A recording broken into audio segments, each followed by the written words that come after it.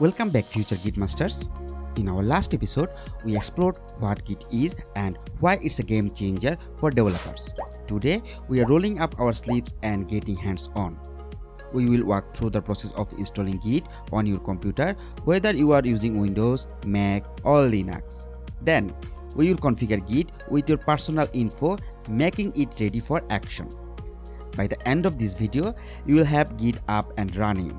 Ready to set up your own version control powerhouse? Let's dive in and get Git on your machine. So, how to use Git? You can use Git by typing commands or using graphical user interface.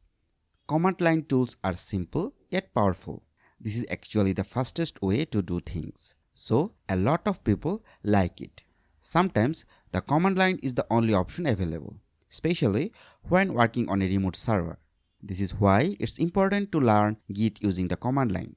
If you don't like the command line, you have the option to use graphical user interface. Most modern IDEs have built-in tools to help you with Git. For example, IntelliJ IDE, which I use for my Java project, has a dedicated area for managing Git.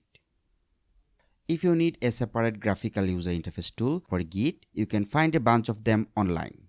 Visit git-scm.com/downloads/GUIS.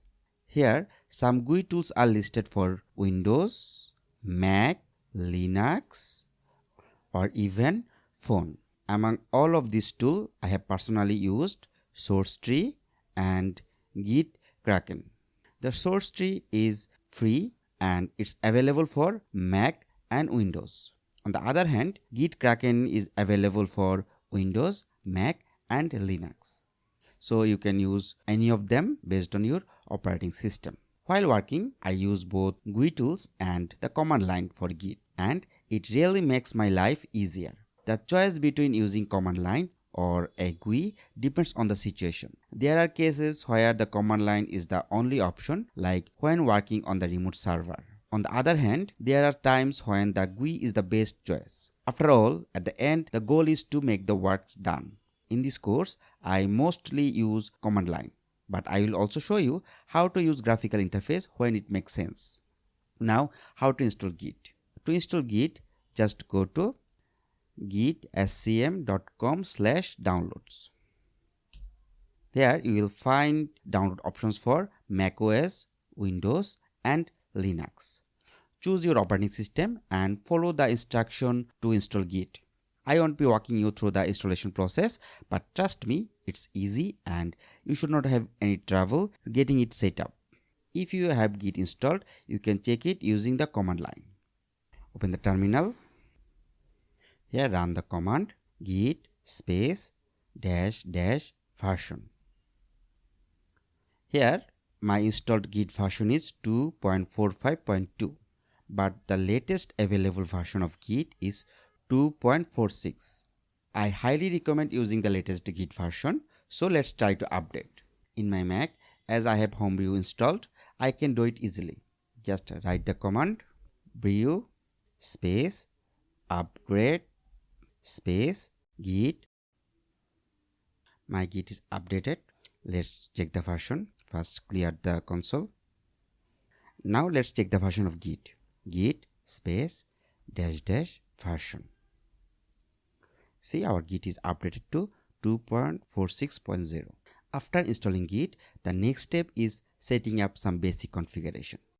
We need to configure the name, email, default editor, and how Git should handle line endings. There are 3 different levels where we can set Git configurations. System level, this is the highest level where settings apply to all users on the computer. Then comes global level. These settings apply to all repositories for the current user. And then comes local level. Settings here apply only to the current repository or the one in the current folder. In this guide, we will focus on setting up Git at the global level. First, we need to tell Git who you are by providing your name and email. To set your name, in your terminal or command prompt, type git config space dash dash global user dot. Don't worry, this dash dash global option won't change any of your system settings. It simply tells Git to use this name for all of your projects on this computer. This name will appear in all your commits across your repositories. If you only want to set the name for a specific project, you can skip this global part like that, and this configuration will apply only to that project. So I'm going with global user dot name. Then we need to provide your name here. Now let's provide my name, Iftekhar Hossain. Here please notice, if your name have multiple parts, for example in my case I have 2 words in my name that is separated by space. In that case we need to surround this within double quotes. So I'm adding the double quotes and press enter. Now it's time to add my email address. To add email address, type git config space double dash global user dot email. Here provide the email address. My email address is learnwithiftekhar@gmail.com. This email will be linked to all of my commits across all of my projects on this computer. Next, let's set the default Git editor. If you don't configure anything, Git on macOS will default to using Vim. Vim is powerful editor and many developer loves it, but I find it a bit intimidating.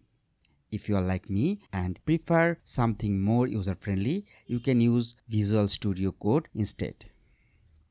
Visual Studio Code is free editor that you can download from code.visualstudio.com. Here, click on this download button, download it and install in your computer.